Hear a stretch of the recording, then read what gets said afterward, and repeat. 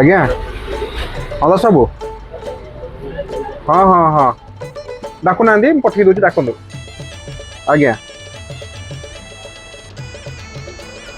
ଡାଲି ଆଜ୍ଞା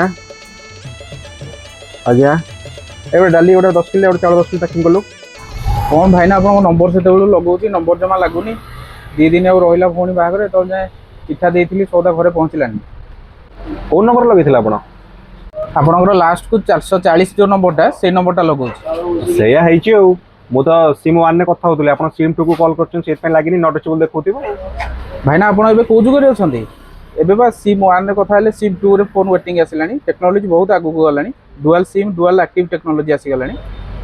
ସତରେ ନା କ'ଣ ଏମିତି ଟେକ୍ନୋଲୋଜି ପଳେଇ ଆସିଲାଣି? କୋଉ ଫୋନ୍ ଅଛି ମୁଁ ତ କାହିଁ ଜାଣିନି ମତେ ତ ଏମିତି ଗୋଟେ ଫୋନ୍ ଦରକାର। ଭାଇ ଏଇଟା ହେଉଛି ଓପୋର ନୂଆ F29 ଯେଉଁଥିରେ କି dual sim dual active technology ଅଛି। ଆପଣ ଯଦି ଗୋଟେ ସିମ୍ରେ କଥା ହେଉଛନ୍ତି ତାର ଅଦର ସିମ୍ରେ ଆପଣଙ୍କର ନଟ୍ ରିଚେବଲ୍ କହିବନି କି ସୁଇଚ୍ ଅଫ୍ କହିବନି, ସେଟା ୱେଟିଂରେ ଆସିବ। ଆରେ ୱାହ ଏ ତ ବଢ଼ିଆ ଟେକ୍ନୋଲୋଜି। ମୁଁ ତ ଅଧା କଷ୍ଟମର ମିସ୍ କରିଦେଉଛି ଗୋଟେ ସିମ୍ରେ କଥା ହେବାକୁ ଆଉ ଗୋଟେ ସିମ୍ ମୁଁ କଲ୍ ରିସିଭ୍ କରିପାରୁନି। ମୋର ବି ଗୋଟେ ଫୋନ୍ ଦରକାର ଏ ଫୋନ୍ଟା କୋଉଠି ମିଳିବ ଭାଇ? ଏ ଫୋନ୍ଟା ଏବେ ପ୍ରି ବୁକିଂ ଚାଲିଛି। 27 ତାରିଖ ଦିନ ଷ୍ଟକ୍ ମାର୍କେଟକୁ ଆସିବ।